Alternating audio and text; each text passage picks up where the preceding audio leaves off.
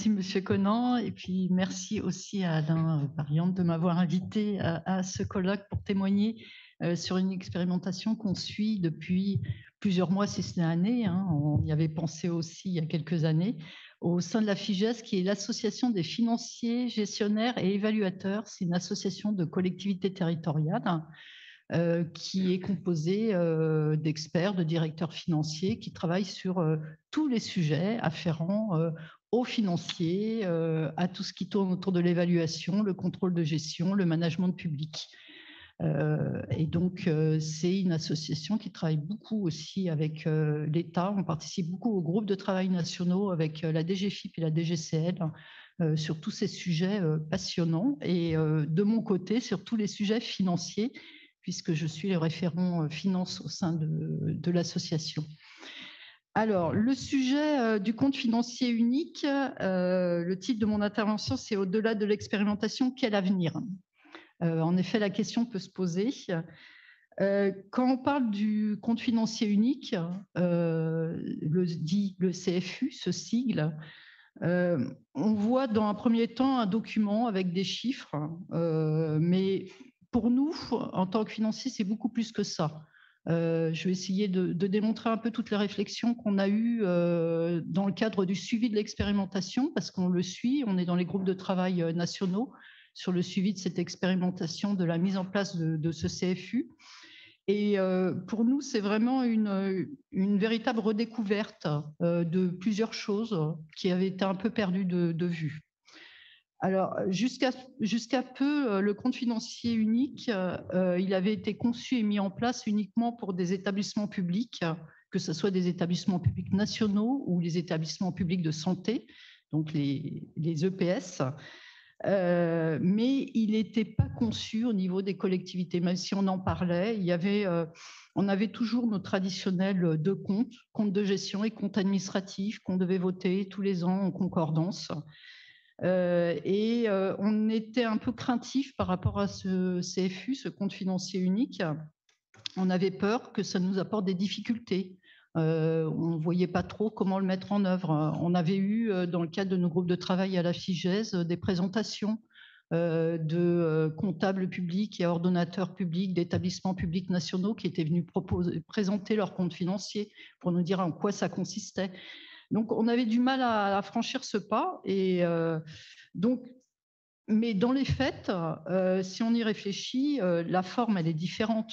Bien entendu, dans un compte financier unique, on n'a plus ces deux comptes, le compte administratif et le compte de gestion, mais sur le fond, en tout cas sur la partie comptable, on retrouve les mêmes choses. Donc, on a toujours notre bilan, notre compte de résultat, l'annexe ou les éléments qui font office d'annexe. Donc, on s'y retrouve quand même.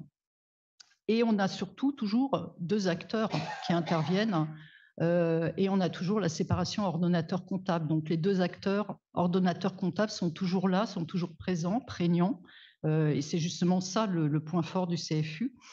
Et ils se partagent l'élaboration des états financiers qui constituent le compte financier unique.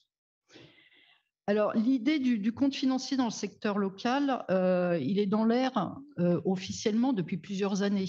On a déjà eu des rapports de l'Inspection générale des finances et de l'Inspection générale de l'administration qui en parlent. Donc, un rapport en 2012 sur la transparence financière des collectivités qui préconisait déjà la constitution d'un compte financier unique pour regrouper toutes les informations du compte administratif de l'ordonnateur et du compte de gestion du comptable. Et d'ailleurs, ce rapport disait que ce compte présenté à l'Assemblée délibérante serait de nature à enrichir ces débats en ajoutant à la vision des flux budgétaires annuels une perspective financière et patrimoniale indispensable. Donc déjà, il y avait certaines bases qui étaient jetées. Et puis un second rapport, toujours des mêmes inspections, Inspection générale des finances et Inspection générale de l'administration, en août 2017, a vraiment consacré le sujet. Ces rapports, il était sur le compte financier unique. Et c'est sur cette base qu'a été lancé le mouvement de l'expérimentation. Donc pour 2019, qui a prévu dans son article 242, qui a été modifié ensuite en 2021, une expérimentation du compte financier unique pour les collectivités territoriales et leurs groupements volontaires. Donc, cette expérimentation, elle est lancée. Elle va s'opérer sur 3 exercices, 2021, 2022, 2023, et en 3 vagues. Et elle touche donc 2500 collectivités. Donc, c'est vraiment une expérimentation qui est quand même assez large. Elle s'inscrit dans une trajectoire de progrès en vue d'une possible généralisation. En groupe de travail, l'État ne se voile pas la face. Ils nous disent, plus qu'une expérimentation, c'est une préfiguration, le compte financier unique. Donc, à coup sûr, il va être généralisé après la fin de l'expérimentation qui est sur les comptes 2023, donc à compter de 2024, voire 2025. Donc, il y aura vraisemblablement une généralisation de cette expérimentation qui deviendra donc officielle. Et donc, ces dates, c'est des dates importantes parce que c'est les 2024, c'est la date de convergence avec d'autres projets structurants. Donc, on a d'autres projets structurants sur le secteur public local. On a l'expérimentation de la certification des comptes. Donc, on va avoir un rapport, vraisemblablement fin 2022, début 2023, sur le bilan de l'expérimentation. Donc, c'est déjà une première étape. Et puis, on aura aussi la généralisation du référentiel budgétaire M57, donc qui va se substituer à toutes les nomenclatures, tous les référentiels budgétaires de toutes les collectivités territoriales. Donc, disparition de notre fameuse M14, M52, M71, M61, au profit de la M57 qui va s'imposer à toutes les collectivités territoriales à partir du 1er janvier 2024. Donc, le compte financier unique qui s'inscrit dans un processus beaucoup plus large de lisibilité, de transparence financière. Il a plusieurs objectifs.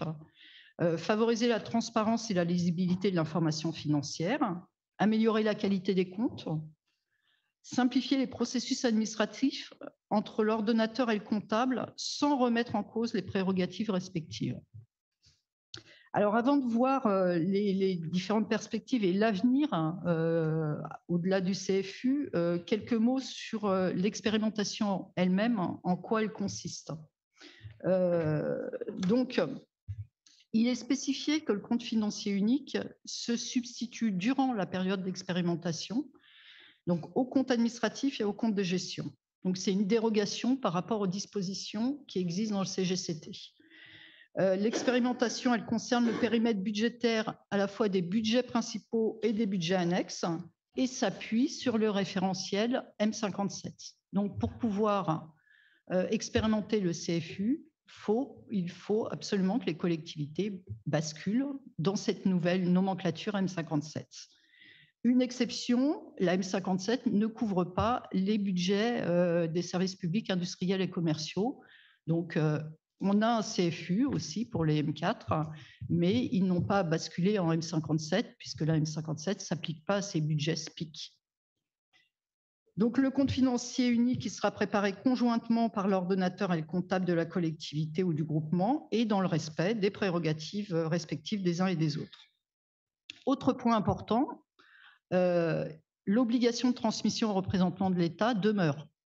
On ne transmet plus compte administratif et compte de gestion. Maintenant, on transmet le CFU et on transmet de manière dématérialisée. Donc, on impose aussi la dématérialisation totale en matière de transmission de ces documents budgétaires. Donc, 2 prérequis majeurs sont explicitement demandés avant tout lancement dans l'expérimentation du CFU, la bascule en M57 et la dématérialisation des documents budgétaires. Par ailleurs, comme on est en phase expérimentale, il y a obligation aussi de signer une convention avec l'État. Et cette convention, elle doit faire l'objet d'une délibération de l'exécutif de chaque collectivité qui rentre dans l'expérimentation. Et elle précise les conditions de mise en œuvre et de suivi de cette expérimentation. Donc, la Convention organise notamment les conditions d'élaboration du compte financier unique entre les acteurs.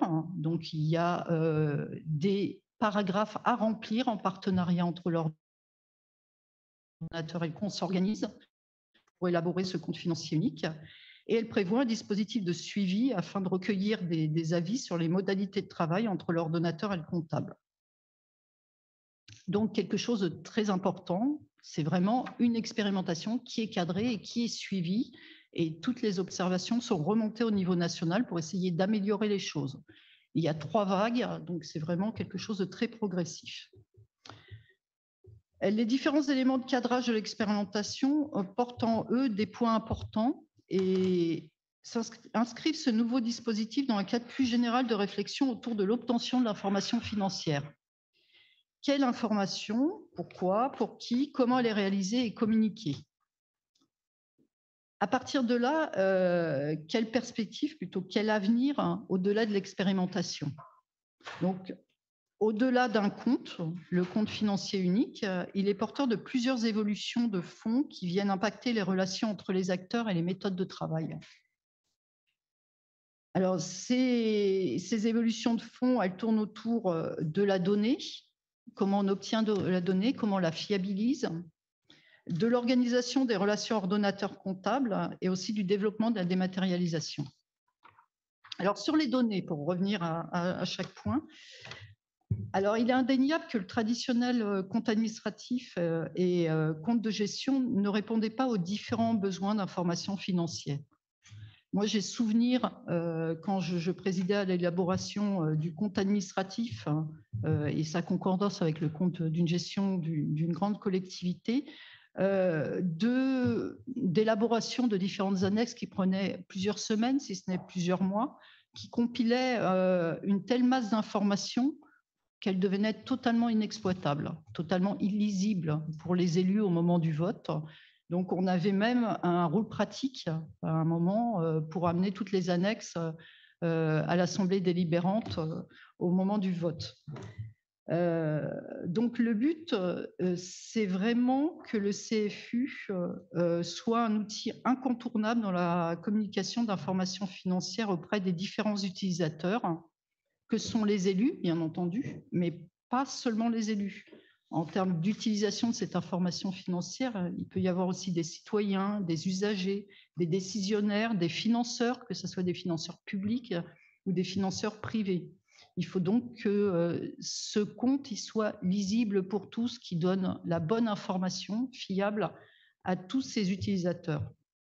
Donc, il a pour but de fournir de manière synthétique un panorama de toutes les informations de nature financière d'une collectivité territoriale ou d'un établissement public. Et il doit aussi donner l'envie d'aller plus loin. Donc, on ne doit pas s'y perdre. On doit pouvoir retrouver des informations synthétiques qui nous donnent envie d'aller plus loin. Et aller plus loin où justement, c'est là où on voit le lien avec toutes les informations qu'on peut obtenir via l'open data. Et donc, la réflexion aussi, lorsqu'on lit l'arrêté de 2019, il est bien spécifié qu'il y a des réflexions autour de l'open data qui peuvent surgir de l'expérimentation. C'est sur le contenu du CFU qu'une première série de questions peuvent se poser et font l'objet de débats lors de l'expérimentation. Donc, quelles données doivent figurer dans ce compte financier unique et surtout pour quelle utilisation ? Donc, sur les données, le CFU, il ne doit pas être une simple addition du compte de gestion et du compte administratif déjà. Donc ça, c'était une évidence. Et il doit aller au-delà aussi de la suppression de tous les états redondants. Donc, il doit y avoir une véritable réflexion sur que mettre dans ces états, comment les simplifier, comment donner une meilleure information, c'est-à-dire une information plus lisible aux utilisateurs.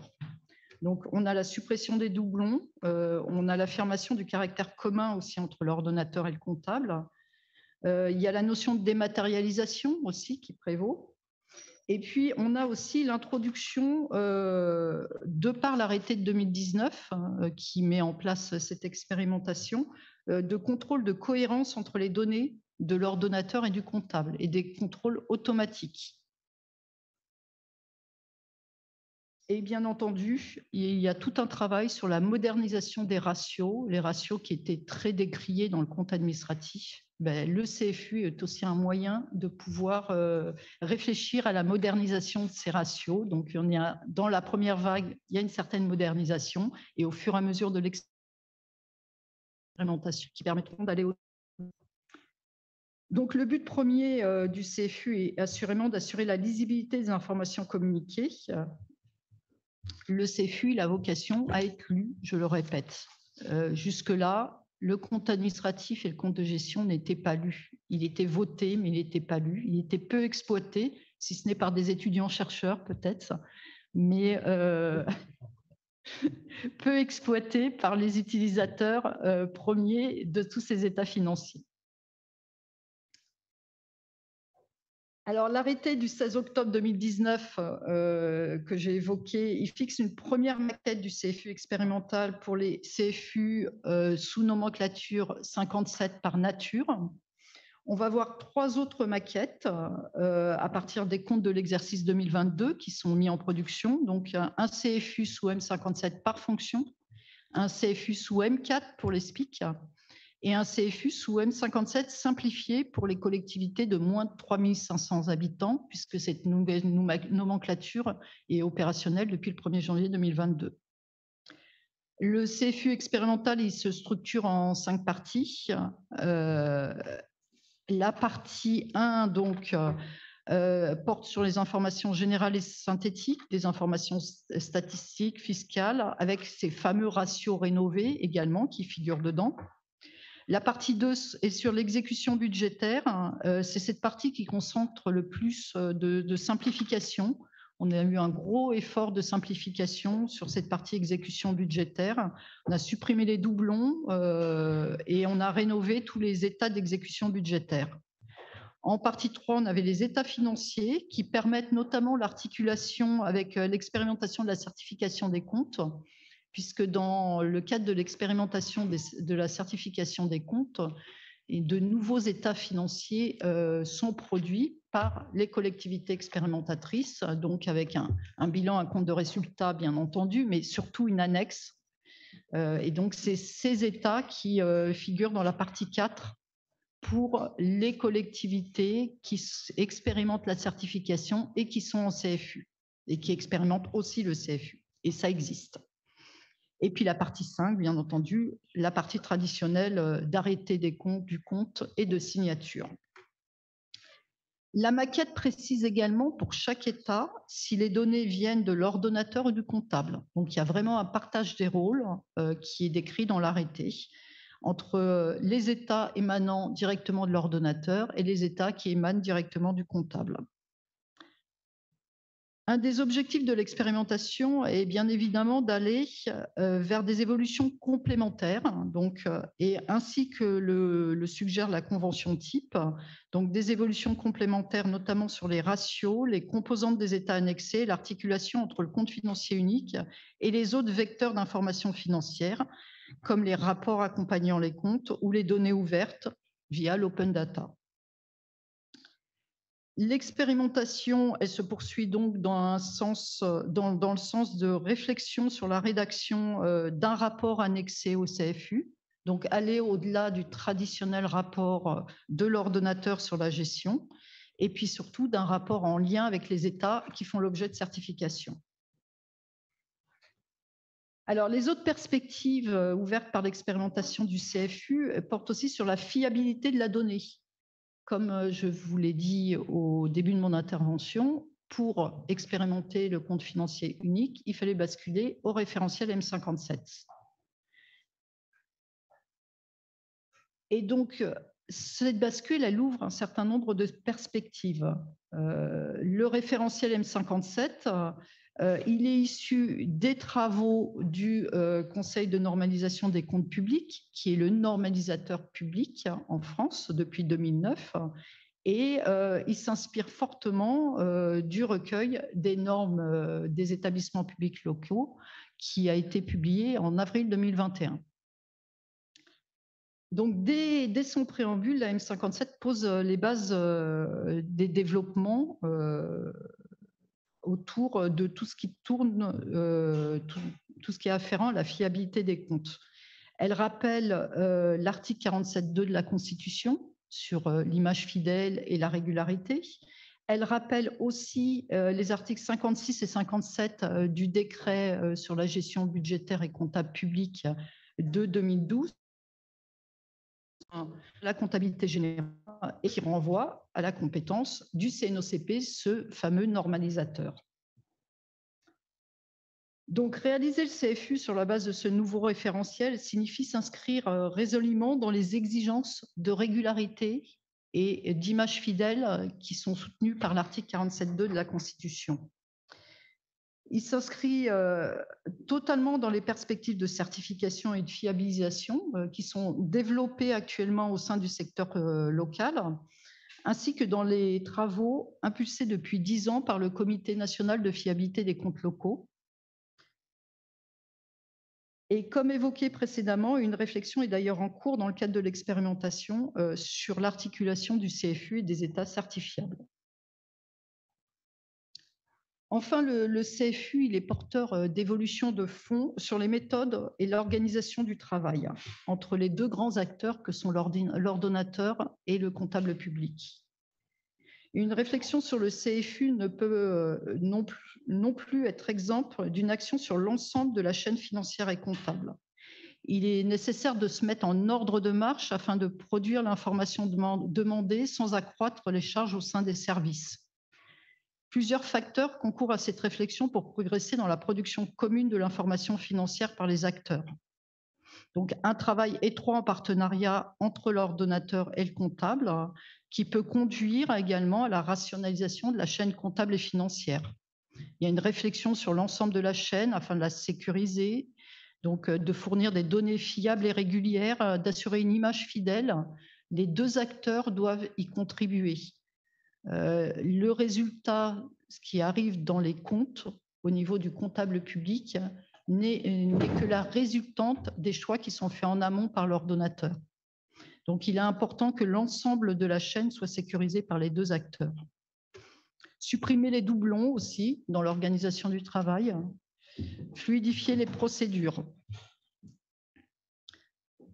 À l'image de l'élaboration des comptes financiers pour les établissements hospitaliers ou les établissements publics nationaux, l'élaboration d'un compte financier unique avec des informations venant tant de l'ordonnateur que du comptable conduit nécessairement à un renforcement du partenariat en matière comptable et budgétaire, et ce, tout le long de l'année. J'ai toujours dit à toutes mes équipes, hier comme aujourd'hui, qu'un compte financier ou un compte ne se fait pas en fin d'année. Dès le 1er janvier, on travaille pour réaliser un compte. Et on travaille en commun dès le 1er janvier. Alors, bien évidemment, le partenariat entre l'ordonnateur et le comptable, il existe depuis toujours. On connaît ces fameuses conventions de services comptables et financiers, les engagements partenariaux. Dans le décret de novembre 2012, on avait aussi des dispositions qui permettaient du partenariat, les services facturiers, le contrôle allégé en partenariat. Tout ça existe depuis des années. Néanmoins, l'introduction du compte financier unique, il tend à renforcer ce partenariat, puisque le but final, c'est vraiment de présenter conjointement le résultat de l'activité annuelle, le résultat de l'activité patrimoniale également. Si on regarde le CFU expérimental, on se rend compte que sur les 5 parties qui composent ce CFU, il y en a 3 qui doivent être réalisées en partenariat ordonnateur et comptable. Et sur les 75 États, on en a 8 qui relèvent directement du comptable public. Ce qui ne veut pas dire que sur les autres États, le comptable public n'a pas un rôle.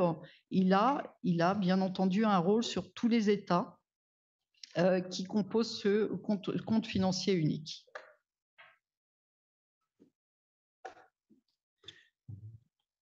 J'ai presque fini.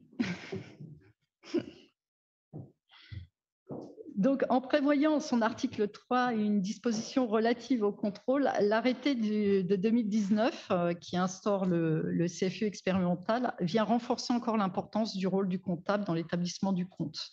Si on lit exactement ce qu'il a indiqué à cet article 3, le compte financier unique dématérialisé comporte un état des contrôles du compte financier qui apparaît avant la page de signature uniquement lorsque celui-ci présente une anomalie. Si une telle anomalie non résolue concerne l'exécution budgétaire, les données du comptable figurant dans le compte financier unique sont réputées faire foi. Donc, c'est vraiment le comptable qui a le dernier mot dans ce cas-là. Donc, pour conclure, le compte financier unique, c'est quoi? C'est rassembler dans un format unique l'intégralité des données de comptabilité, de trésorerie, de gestion patrimoniale. Des données qui doivent être fiables et répondre aux grands principes de régularité et d'image fidèle. C'est aussi inviter les collectivités à se saisir de ces questions afin d'élaborer avec les élus des stratégies complètes. C'est aussi pousser les équipes à renforcer leur maîtrise de ces sujets, à gagner en crédibilité, à agir en pleine connaissance de cause. Le compte financier unique, c'est un véritable document décisionnel car il devient un outil de pilotage complet et sincère, à la fois pour l'ordonnateur, en premier lieu par l'ordonnateur, et aussi pour le comptable public. Donc, supprimer le compte de gestion et le compte administratif au profit d'un compte financier unique, c'est aussi se poser la question de l'organisation. Les données produites dans le CFU sont issues des actions de l'ensemble des acteurs de la chaîne financière et comptable. Et donc, unifier les deux, réunir les deux, c'est favoriser un travail commun de l'amont vers l'aval. Et la signature conjointe du compte unique par l'ordonnateur et le comptable formalise de manière explicite ce partenariat sur la production des comptes. Chacun garde ses attributions dans le respect de la séparation ordonnateur-comptable. Un document synthétique et riche qui peut être produit par les différents acteurs. Voilà les premières réflexions qu'on a eues dans le cadre de l'expérimentation, mais bien entendu, nos réflexions continuent à avancer, notamment dans le cadre du partenariat ordonnateur-comptable auquel on croit profondément au niveau de la FIGES. Merci de votre attention. Merci, chère madame, de cette présentation très complète et qui nous montre que les choses sont quand même, les perspectives sont quand même sérieusement avancées là, pour le coup, et que je dirais il va falloir assurément à partir de 2024 compter avec ce nouvel instrument. Donc on est dans des perspectives, je dirais, beaucoup plus établies que les cas par rapport à la fiscalité verte.